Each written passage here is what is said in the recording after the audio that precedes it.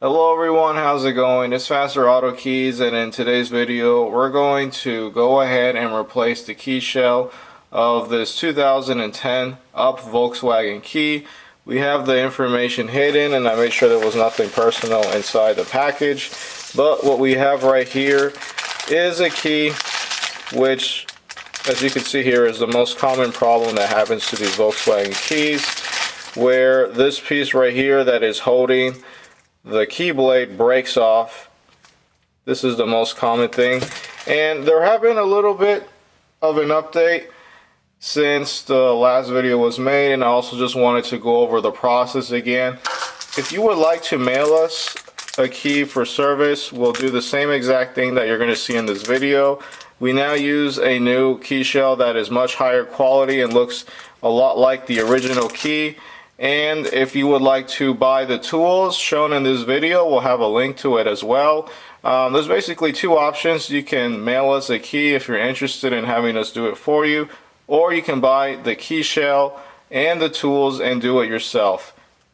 The original video has everything explained very thoroughly, so I'm going to do a lot less explanation here, but we are going to start off by removing the battery. If you try to open the key shell and you break it apart with the battery still inside, you might actually damage the battery, and then you'll have to just put a new battery inside. It uses a simple CR2032 battery, and just go ahead and pop the battery out of its place. At this point, since the blade has already broken off, we do not need to go through the process of removing the blade to gain an access point right here where you're able to use the tool and break the key open. What I have right here is a bag, and all I'm going to do is, actually, let me remove this key ring first. And now that that's out of the way, I'm just going to open it. So I'm going to press the button and then flip it around if this one is not glued in place. Actually, it looks like this one still good, but as you can see, with the button pressed in, there is an opening right here. This will give you the best access point to put your tool, or if you're not using this tool, be careful, but you can use something else that can try to do the same thing. You want to put the tool all the way inside, as far in as you can, so you can see right here. And also in the original video we had something where you needed to punch out the pin right here. You just punched it in a little. I figured out that eventually you don't need to do that. It does mean that you might have to press the tool a bit harder to open it, but it's not needed.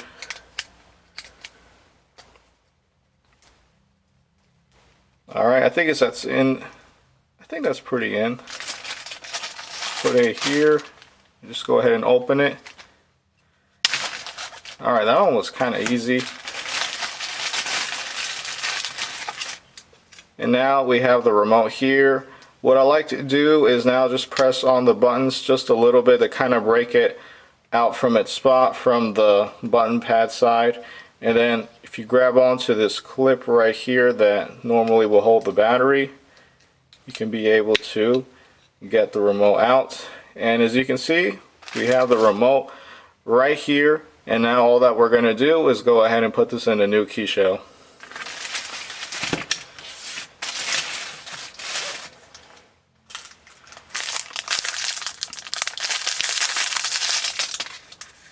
As you can see, this key shell looks pretty much like the original one, except this one of course is brand new. And this one will also use a pin that will go inside just like the original keys. There's no longer a screw that goes to the back of the key. And your key shell will already arrive open, and it won't be hard to open either if it's closed during shipment, because it doesn't have a pin holding it in place.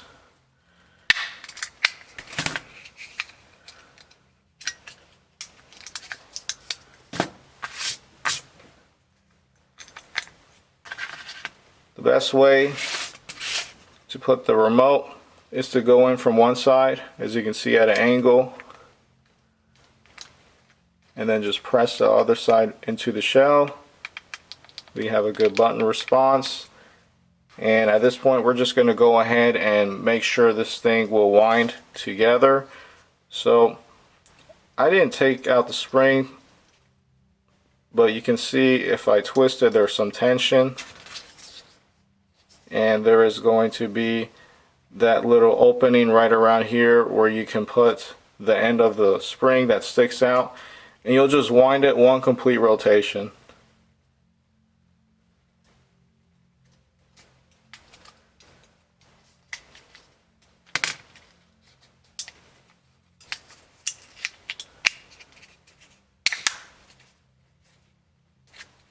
Alright, there we go, that's it. And now this will come with a brand new battery. I'm going to go ahead and get a battery, but if you're going to use your original one, just put it in right there. I'm sure you've done it before. If not, it's a very easy thing to do. One thing to note, when you change the remote from an existing shell to a new shell, you do not need to have it programmed. Again, that is not something that happens with these keys. And if it does lose its programming, it will just be the remote. It wouldn't be the chip that starts the Volkswagen. And in that case, as long as it's already been programmed to the vehicle before, if you look at your owner's manual or check online, there are some tutorials that show you how to program it. You don't need any special tools or a drive to a dealership. You can just do it yourself. It's nothing crazy. At this point, this thing is pretty much good to go. All we have to do is go ahead and put the pin inside where it's supposed to be, and that will secure the key.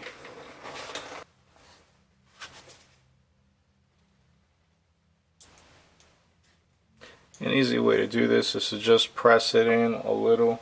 I'm going to use that little screwdriver that I had to remove the battery, and then once you got it in a little, you can actually just close the blade on itself, and that will push it all the way through.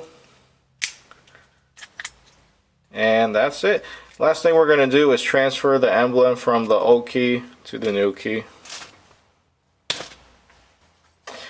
Actually, this key does not have an emblem, so we're going to go ahead and provide an original used emblem from one of our donor keys.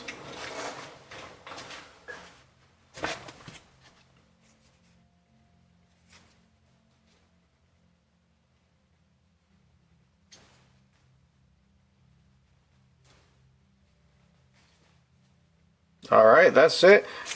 If this one did have an emblem, all you do is use a flathead screwdriver and just pry it out. It's recommended to use heat, like a hair dryer, just to kind of warm it up and make it easier to take off.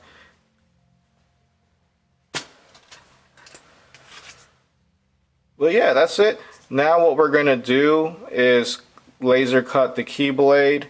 If you are ordering a key shell without a cutting service, we recommend that you do get it with a cutting service, so you're going to save the hassle of taking the blade and fitting it into the new shell. But if you have multiple keys, a lot of cut keys to your Volkswagen, and you're not afraid to use any tools, you could go ahead and order without a cutting service. We do have that option, and then we'll just have the blade taken off for you. So you just have to take it off the old key if it's not already off, and just put in the new one. But all you're gonna have to do is, in some cases, this will just go straight into the new key shell, but there are some Volkswagen keys that have this end right here that goes into the piece that broke a little thick, and what's going to happen is that it won't be able to go inside. So you're going to have to go ahead and sand this just a little bit, make it a little thinner, so that it will be able to fit inside. And then what you're going to have to do is punch the pin to go ahead and have it secured. So as a courtesy, what we do, we get the original key, and this is, let me get it right here. This is the piece that broke off. What we do as a courtesy on everybody who mails us a key to repair, We'll go ahead and provide a used donor one, and so the original key now is not broken, and of course you won't be able to start the vehicle anymore because the chip is now in the new shell. But now you can have a working flip key that you can use as an emergency lockout key.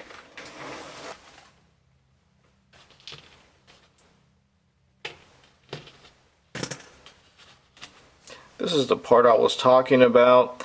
If you're going to use your original key blade, this one goes in because it's a little bit stiff, but this one will go in, as you can see right here.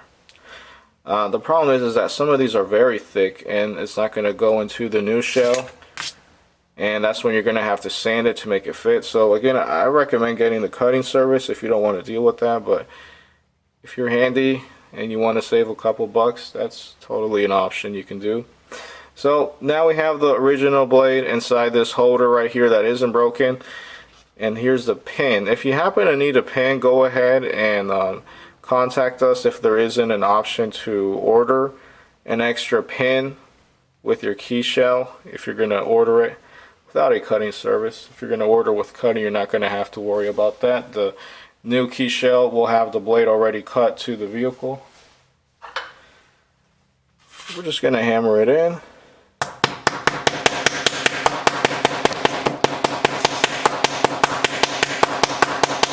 It looks like it did absolutely nothing, but I'm trying not to damage this recording station.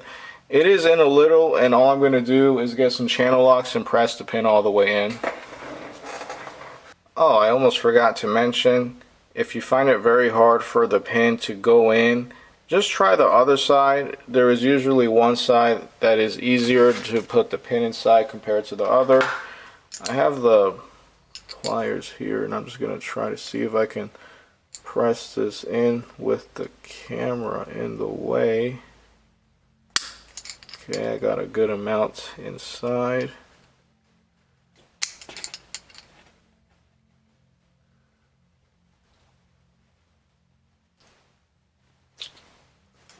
Alright, it sticks out just a little. Let me see if I can get that tiny amount.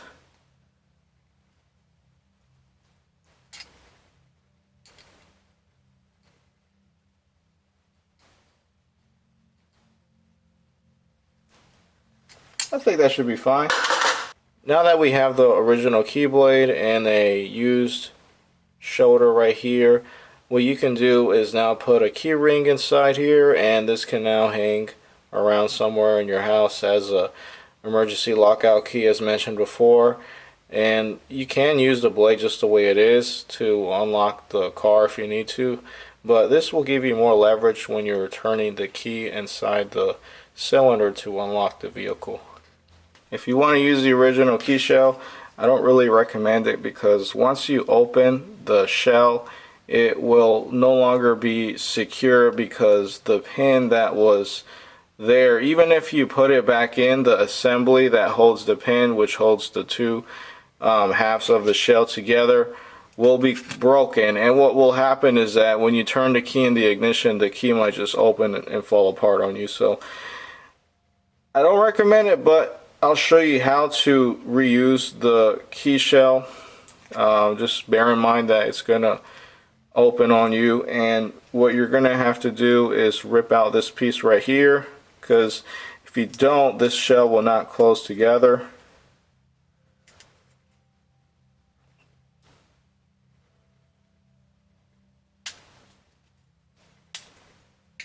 And then also you're gonna have to remove this piece right here where the blade also went through. Not the blade, but the pin. And now that we have that apart, I'm just gonna go ahead and put the arm back in, the button. And if you'd like a little bit more of a slower video that's more thorough, go ahead and watch the original one if you haven't seen it already.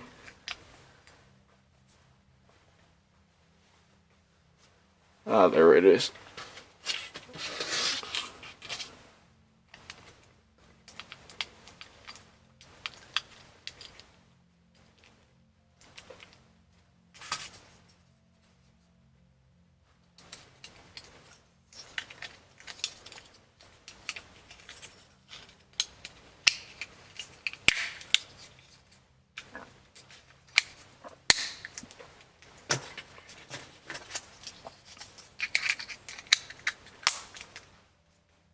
Oh, and there's one more thing to do. I'm sure I don't have to go over this, but yeah, that is it. How to go in a very quick and speedy video, how to go from your original key shell that is either worn out or damaged. Again, this is the most common thing that happens to these, into a brand new key with a replacement key shell.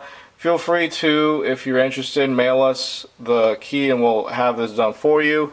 We're going to go ahead and cut this blade right after this recording, and we can service everything for you. Just mail it to us and we'll mail it back.